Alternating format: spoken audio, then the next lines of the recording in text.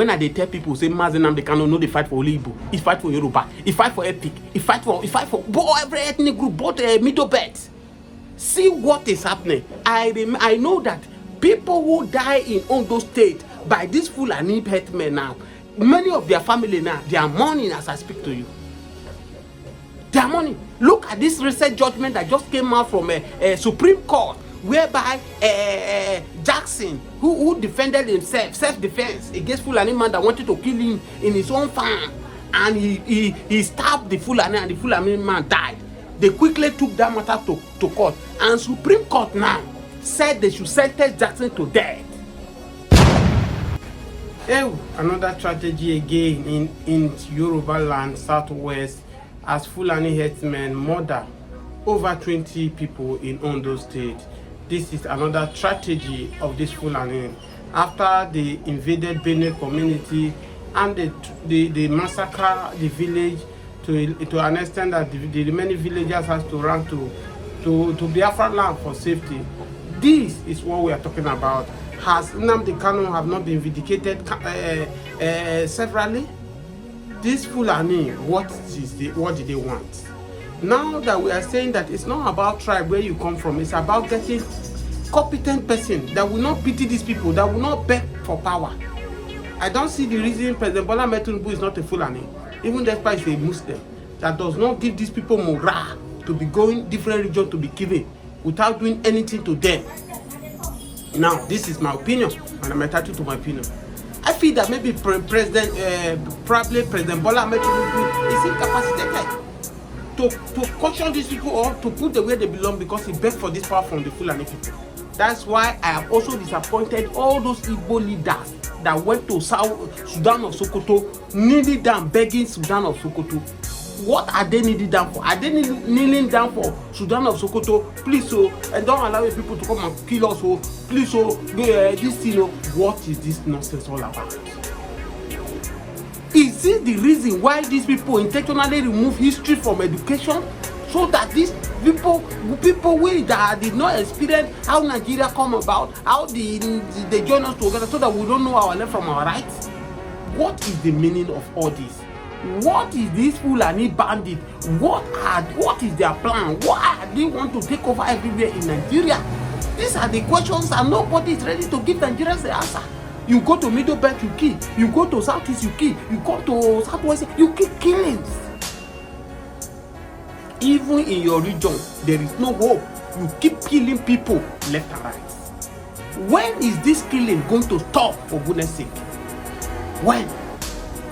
These people who have been causing this atrocity in different regions in Nigeria has never been proscribed as a terrorist. But they went ahead because of whether the court now belongs to Fulani, I don't know. They went to declare IPOP as a terrorist organization. For good or fine, it's only Nigeria that is addressing IPOP as a terrorist.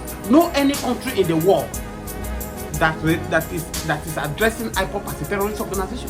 What am I saying in essence? Now that the region where President Bola TINUBU came from, they just killed almost 20 people, Fulani people, in his hometown. That's to tell you that whatever you sow in this life, you will reap it. These are the same set of people who gang up against Goodluck Jonathan, bringing Goodluck Jonathan government to his knee by lying to the world, by deceiving the world through the help of Obama, that Chibok girls has been kidnapped. And these are these set of people, the Obama regimes and the APC, they planned this thing, they brought the government to Jonathan down, so that Jonathan will not win that 2015 election. We were in this country where the former president Buhari told Nigeria that he will make the government of Jonathan governable. He will make Nigeria governable for Jonathan, and nobody say a die because of the power monger, because of these people in power today. They were all claiming to sit for power. They keep silent. They were praising Buhari then that Buhari is saying the right thing. But today, look at the situation of Nigeria. You that is watching in this video, are you safe in your region? Are you safe where you are? If you are safe, is your people safe? Do you know how many people they are killing on a daily basis? These Fulani people. Not quite long, we saw people from Enugu State, women who are crying that their husband can no longer go to farm. Their children are being raped. Their wife, they are even using stick on them. Till today, as I speak to you, we have never heard any Fulani bandit that has been arrested by Nigeria government. What about the one that happened in Ebonyi State, where almost 30 choosing members were gone down, daylight, and the governor is now saying it's disciple people that is doing it? Look at the mentalities of people that were being imposed to lead the people. You cannot tell me a rightful person that the citizen of the state voted for to govern them will open his mouth and see what is glaring, that even the blind can testify to it. The blind can see the havoc these Fulani bandits are causing in Nigeria. Look at what happened in Ondo State now. They want to level the whole community. These are the reasons why I give kudos to let Akeredolu, may his gentle soul keep resting in perfect peace. During Akeredolu as the governor of Ondo State, because of this atrocity of these Fulani people, he stood by himself. He fought Buhari that time. Even despite Buhari did not allow him to secure gun for Amoteku, he made sure he equipped Amoteku to the best of his knowledge, to the best of his power. And that's why Amoteku were able to withstand the Fulani people. Have you forgotten, hurry, how these Fulani bandits stand church, kill a lot of worshippers in the church, in one of the Catholic churches in the same Ondo State, that turned Nigeria into mourning before Akeredolu stood up. Now, Nnamdi Kanu is this. Nnamdi Kanu crucified. What is Nnamdi Kanu fighting for? What Nnamdi Kanu is fighting for now, is it not what is glaring that everybody is seeing? We will keep deceiving ourselves until these people finally buy everybody finish in this country. When they tell people, say, Nnamdi Kanu, no, they fight for Igbo, he fight for Yoruba, he fight for Epic, he fight for every ethnic group, both middle belt. See what is happening. I know that people who die in Ondo State by these Fulani herdsmen now, many of their family now, they are mourning as I speak to you. They are mourning. Look at this recent judgment that just came out from a Supreme Court, whereby Jackson, who defended himself, self-defense against Fulani man that wanted to kill him in his own farm, and he stabbed the Fulani and the Fulani man died. They quickly took that matter to court, and Supreme Court now said they should sentence Jackson to death. Where is the justice? Where is the fairness? If you open your mouth and you criticize Nnamdi Kanu, may thunder from heaven not strike you. Because unknown to you that what Nnamdi Kanu is fighting for everybody. He don't read, everybody eye don't open. How far? He don't open, everybody eye don't open. And they tell me say that Nnamdi Kanu now be the savior of Nigeria. If not Nnamdi Kanu, Nigeria will have fallen. These Fulani people will have taken over Nigeria by now. But because of Nnamdi Kanu, open Nigeria eye, open Africa eye. That is why they keep him where he is today. The Fulani, no any Fulani man want that man to be released because they have the agenda. They know what they want to do to Nigeria. But we are all watching. As I keep saying it, we will not afraid. You wait keep person today, one day you will die. Where is Ayo Adebanjo now? We are talking about the good he has done. He has gone to meet his ancestor. It doesn't matter how many years he has spent on there. Where is Edwin Clark? Edwin Clark has gone. Where is Dr. Kupe? They are all gone. They have gone. If they told Dr. Kupe over 2 months or 3 months ago, he still came to national television. We are saying Buhari, TINUBU is doing it right. TINUBU is doing this, doing it right. Did he know that his death is going to come suddenly? The answer is no. You that is watching, that you are keep supporting evil that is happening in this country, may Nigeria never happen to you. May Nigeria never happen to you, because many people that this Fulani bandit has killed now, most of them are the strong supporter of this government. Most of them are the one that criticizing Nnamdi Kanu. Nnamdi Kanu, you're on too much. Igbo people too much. Samuel, why are you doing this? Why are you doing that? Today, they have sent them now to their early grave. What they did not bargain for. They did not bargain that they are not going to end this month of March. People that cannot create human beings, they use their hand to collect life they cannot create. What a country. 20 killing people now does not mean anything to our government. If you say 100 people die, 30 people die, it no concern. Everybody just they move what they like. It is now a normal routine for us in Nigeria here. Nobody only 20 people they kill. That one a small thing. 20 lives. It's easy to create 25. Do you know what it takes for a woman to give birth to a child? You are taking life that you cannot create. You are taking life that you cannot create, and the government who supposed to do the needful, they fold their hands and they are looking. And Baba is running about from one country to another looking for investor. Where will you see investor? Which investor you want to see? To go invest in what? Not quiet long, a very youth leader was kidnapped on his way to Abuja. These guys were demanding 100 million naira. So investors no see am. Investors will get money to come invest for Nigeria. He go first keep the one side for kidnapping in case if they kidnap him. If he save, if they no kill him, you guys are joking.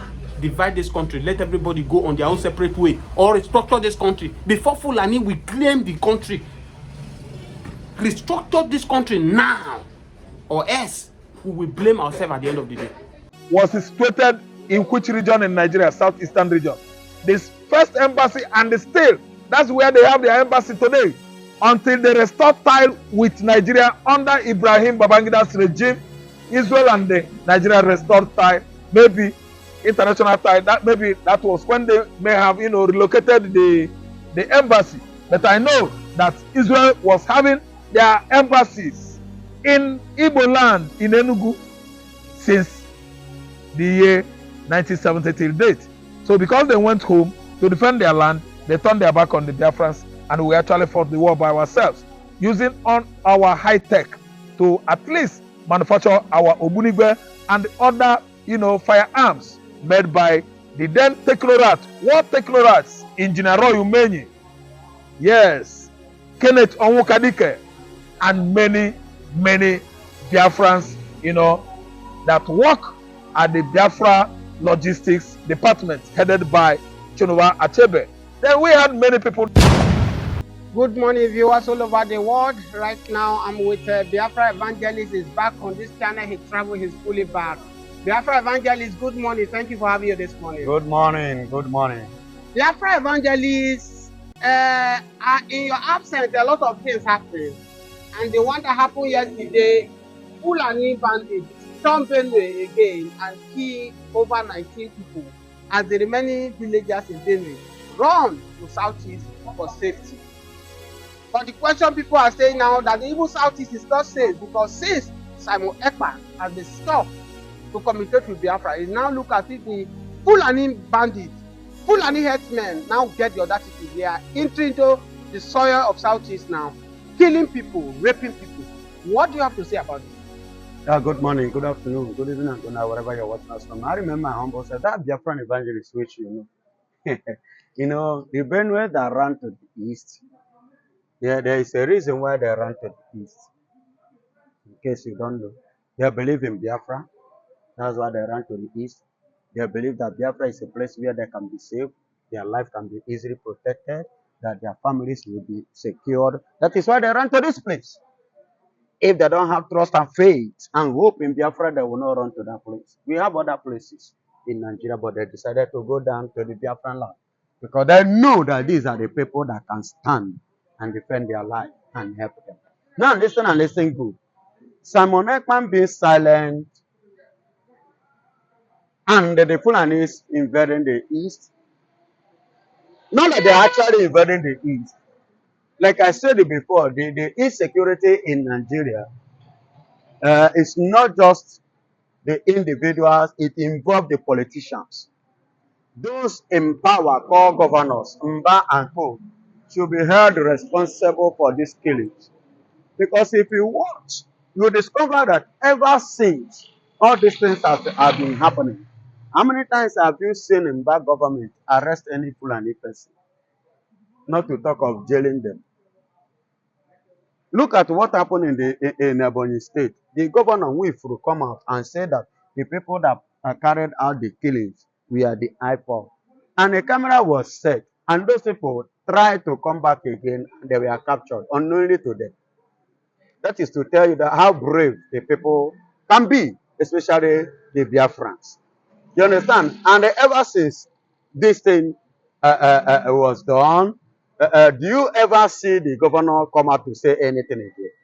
He was silent because he brought himself out, open disgrace, open shame, accusing wrong people. While the people that committed that crime was the people that he was busy praising. You see?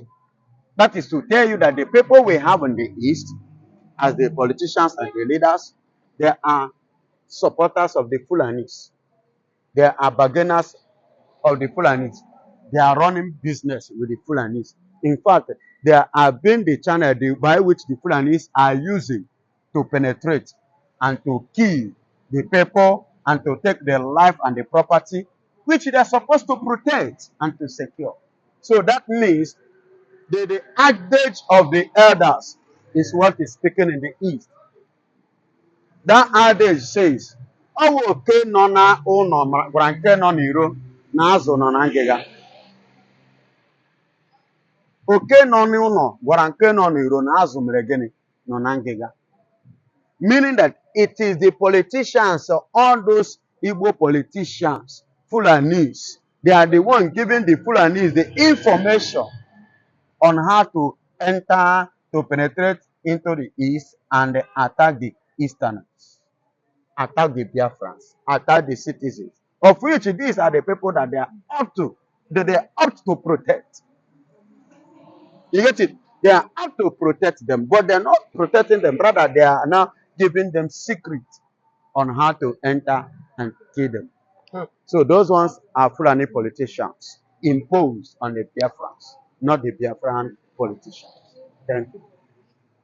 Okay, that actually help us, work out or craft out the kind of weapons we used, defend ourselves during the Nigerian Biafran Civil War. So the roles all these countries, United States, Israel, Finland, and so on and so forth, are playing, is because of the kind of role they actually, played emotionally during the war of 1967 to 1970. If Israel is part of Igbo land, they actually know that either we come from them or they come from us. They have actually visited Aguleri, where I come from, Otuocha, Anambra, many times to at least confirm in excursion, during excursion, if actually Igbos are Israelites or Israelites are from Igbos, and they have gotten many artifacts, they have gotten many archaeological proofs that they have strong ties with the Igbo culture and tradition. And it was even happening in 2021 when Nnamdi Kanu was